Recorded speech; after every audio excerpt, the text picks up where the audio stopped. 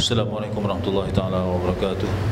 Innal hamdalillah nahmaduhu nasta'inuhu nastaghfiruh wa na'udzu billahi min syururi anfusina wa min sayyiati a'malina may yahdihillahu fala mudilla lahu wa may yudlil fala hadiyalah. Salatu wassalamu ala Rasulillah wa ala alihi wa sahbihi wa mawala. Alhamdulillah, kita memanjatkan syukur kepada Allah SWT pada tengah hari yang penuh rahmat ini dapat sama-sama kita berada di Masjid Jihad Saleh untuk kita meneruskan kuliah zuhur kita dengan kita membahaskan tentang adab dan juga akhlak Rasulullah SAW. Sempena dengan ketibaan Rabiul Awal ini, 12 Rabiul Awal, kita mengenangkan bagaimana perjuangan Rasulullah SAW. Bagaimana Rasulullah SAW diutuskan oleh Allah semata-mata untuk menghidupkan akhlak yang dibawa oleh Rasulullah SAW sendiri. Rasulullah SAW diutus oleh Allah SWT tidak lain adalah tujuan utama adalah untuk mentauhidkan, mengisahkan Allah SWT, dan yang kedua ialah membawa akhlak yang mulia kepada seluruh umat manusia. Itulah tujuan dan juga matlamat Rasulullah diutuskan oleh Allah Subhanahu Wa Taala dalam keadaan zaman di mana manusia tidak ada sifat peri kemanusiaan kepada orang lain. Malahan golongan yang kaya menindas yang miskin, perempuan menjadi hamba, dan juga orang-orang yang di bawahnya ditindas. Di samping itu juga kalau kita lihat bagaimana Islam yang dibawa oleh Rasulullah SAW telah menaikkan martabat wanita itu sendiri. Islam telah mengangkat darjat orang-orang miskin. Islam tidak mengenal arti mereka yang kaya ataupun yang berkedudukan, tetapi Islam memandang kepada mereka yang paling bertakwa kepada Allah SWT. Itulah agama yang dibawa oleh Nabi Muhammad SAW. Jadi kalau kita lihat, ginilah Rasulullah SAW, Nabi Muhammad SAW diutuskan di alam ini tidak lain tidak bukan untuk menyelamatkan manusia tadi, umat tadi, daripada terjerumus ke dalam neraka. Jadi bila Allah gambarkan tentang mereka-mereka yang akan dimasukkan ke neraka, tapi dengan datangnya Islam, maka mereka terselamat daripada dihumbankan ke dalam neraka. Kenapa? Kerana Islam adalah penyelamat, dalam arti kata penyelamat akidah, penyelamat akhlak, dan juga penyelamat budi pekerti dalam kehidupan kita. Masya Allah. Jadi kalau kita cakap tentang akhlak dan juga perilaku Rasulullah SAW, bahawa bagi dia tidak pernah sama sekali kalau kita lihat memukul seorang dengan tangannya. Ini dia. Kalau kita lihat tentang akhlak Nabi SAW, melainkan dipukulnya kerana di jalan fi sabilillah, menegakkan agama Allah. Itu semata-mata untuk menegakkan. Itu pun Rasulullah tidak memulakan peperangan, membela diri selagi mana mereka yang menyerang ataupun mereka yang memulakan untuk melenyapkan agama Islam. Jadi tanpa perjuangan, tanpa membela di jalan Allah, atau kita sebut sebagai fi sabilillah, maka tidak mungkin Islam dapat bertahan hari ini. Satu peristiwa yang kita boleh ambil sejarah tentang perang yang pertama ialah perang Badar, di mana kalau kita lihat umat Islam hanya nak dibandingkan dengan kaum kufar musyrikin 3 kali ganda je. Zulkifli contohnya bertemu dengan 3 orang, 1 versus 3. Tapi ketika itulah umat Islam perlu pertahankan diri. Kalaulah mereka tidak mempertahankan agama yang suci ini, pastilah Islam akan lenyap. Tapi Allah Subhanahu Wa Taala yang maha kuasa lagi maha membantu kepada hamba-hambanya yang memerlukan tadi, telah membantu Rasulullah dalam perjuangan menegakkan agama Islam dalam peperangan Badar tadi, dan dapat mengalahkan kaum ataupun golongan kufar tadi jumlahnya yang sedikit dapat mengalahkan jumlah yang banyak. Itulah yang disebut sebagai Rasulullah tidak sekali menggunakan tangan untuk memukul, kecuali di dalam menegakkan agama Allah. Jadi kita pun jangan sekali menggunakan tangan kita untuk memukul, sama ada mukul anak, mukul isteri ataupun mukul kawan. Kerana tangan yang Allah berikan ni manfaatnya tidak lain tidak bukan adalah untuk apa? Untuk menggunakan di jalan Allah SWT. Itulah kalau tidak tentang adab-adab Rasulullah sallallahu. Baginda juga tidak pernah menyimpan perasaan dendam kerana sesuatu yang dilakukan ke atasnya diri sendiri, melainkan dia bila melihat kehormatan Allah dicabuli. Jadi kalau mereka dianiaya, mereka dizalimi, Rasulullah akan mempertahankan. Tetapi namun tiada ada dalam perasaan untuk membalas dendam. Cuba kita lihat dalam sejarah peristiwa Fathul Makkah, sewaktu umat Islam ataupun Rasulullah sallallahu alaihi wasallam bersama para sahabat dapat menakluki Makkah, Rasulullah dapati ramai di kalangan mereka yang dulunya menganiaya Rasulullah, membunuh para sahabat, menindas kaum yang lemah. Kalaulah Rasulullah nak membalas perbuatan yang mereka lakukan pasti mudah. Tetapi Rasulullah, kalau kita lihat, telah memaafkan mereka, dan mereka dilepaskan begitu saja tanpa dikenakan tindakan membalas perbuatan mereka tadi.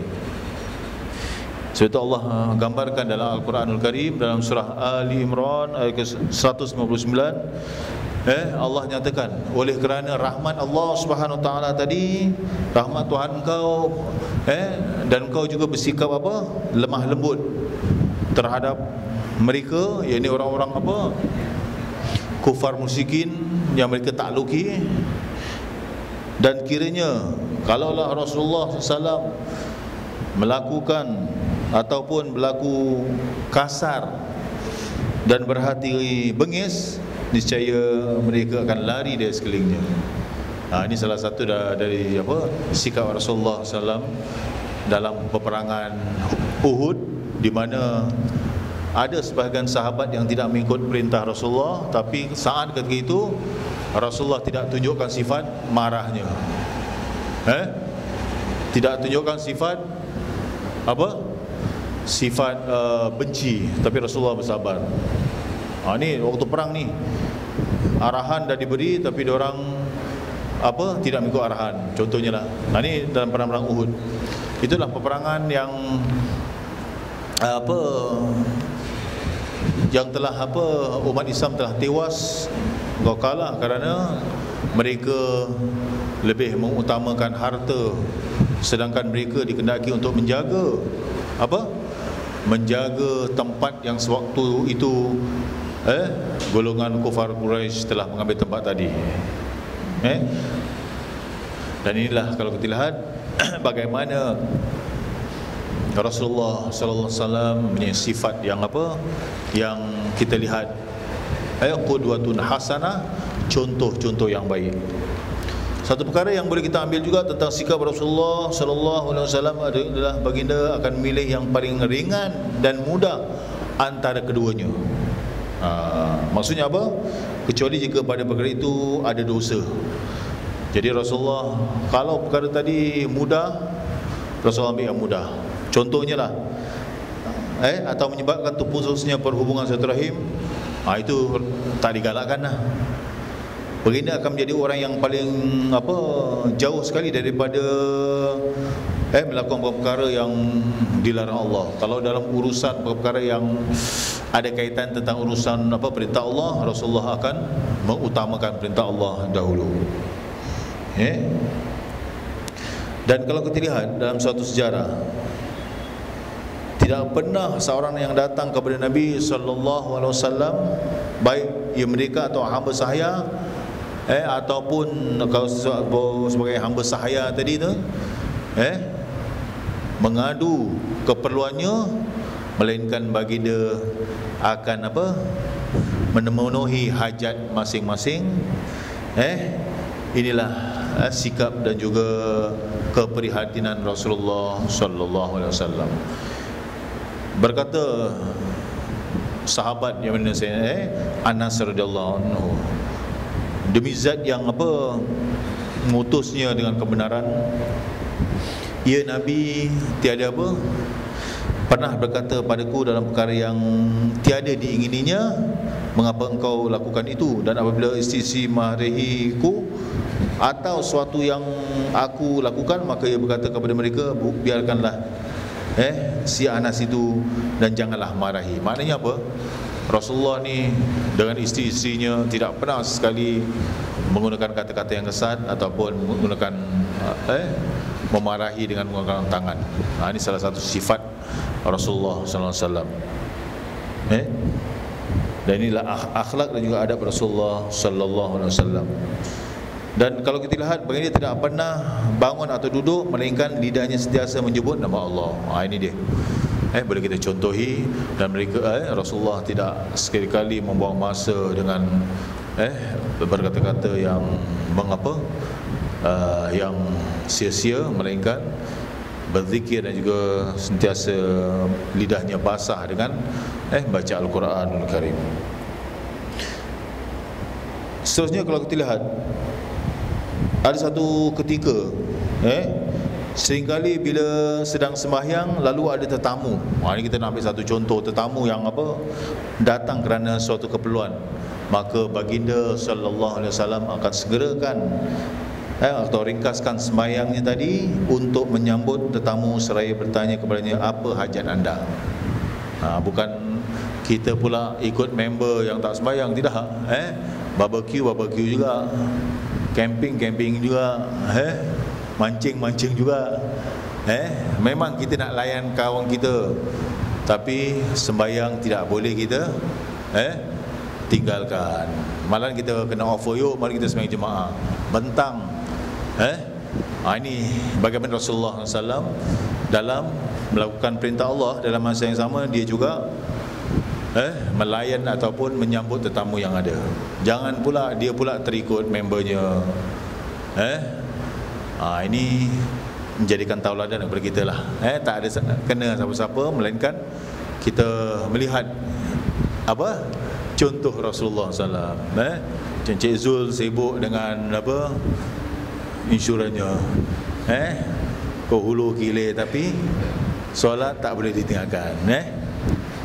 Malahan kalau perlu, bawalah 3 sembahyang dengan kompos sekali. Itu dia.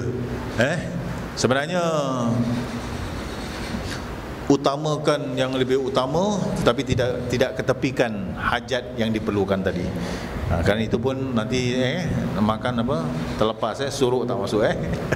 Ini salah satu daripada adab-adab lah ketika akhlak Rasulullah sallallahu alaihi wasallam. Banyak sekali akhlak atau adab yang ditunjukkan oleh Rasulullah sallallahu alaihi wasallam.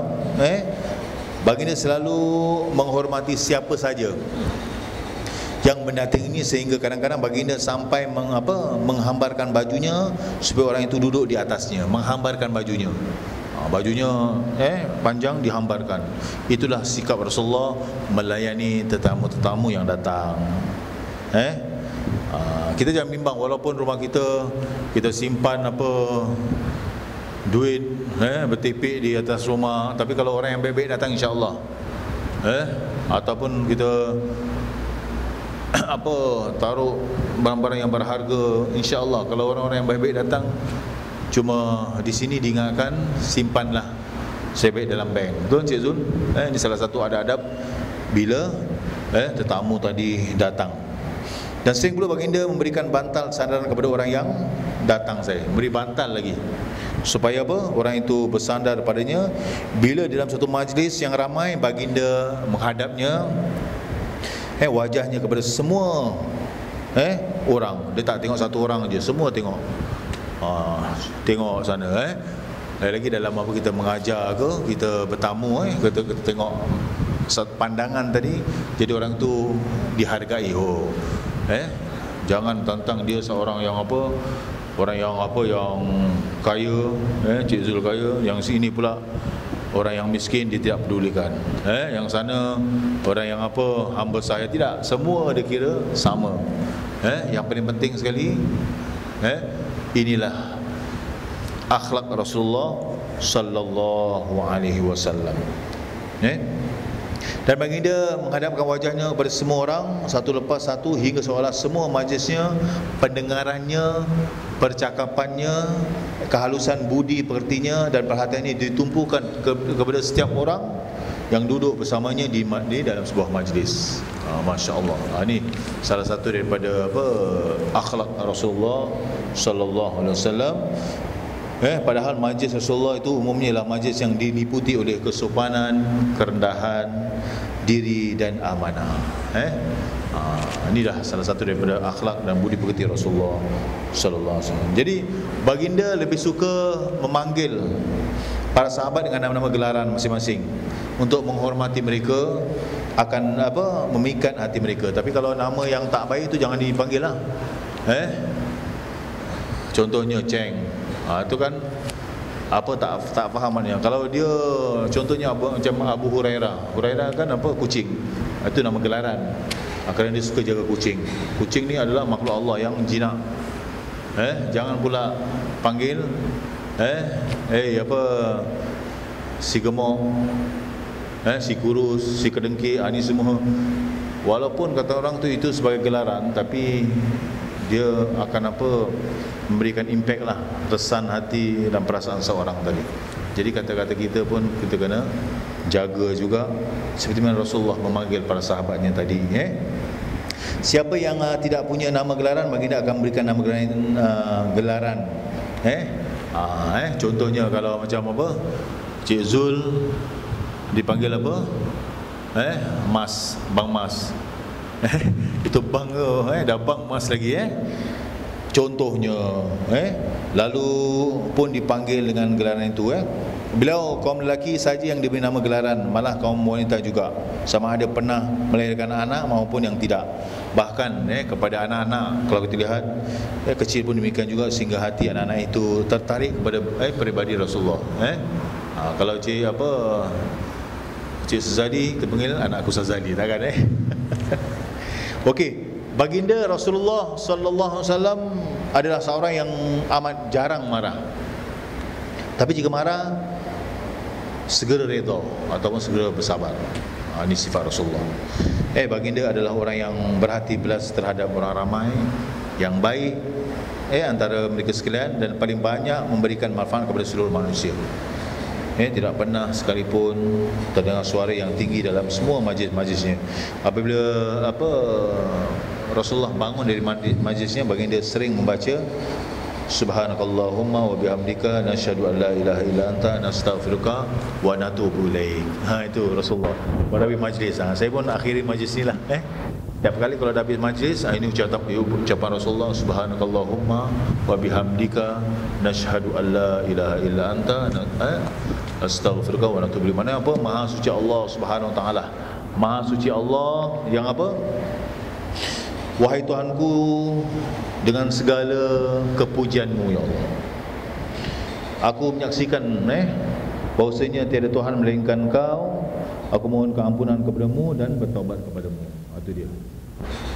Mudah-mudahan kita dapat mencontohilah akhlak Rasulullah sallallahu alaihi wasallam.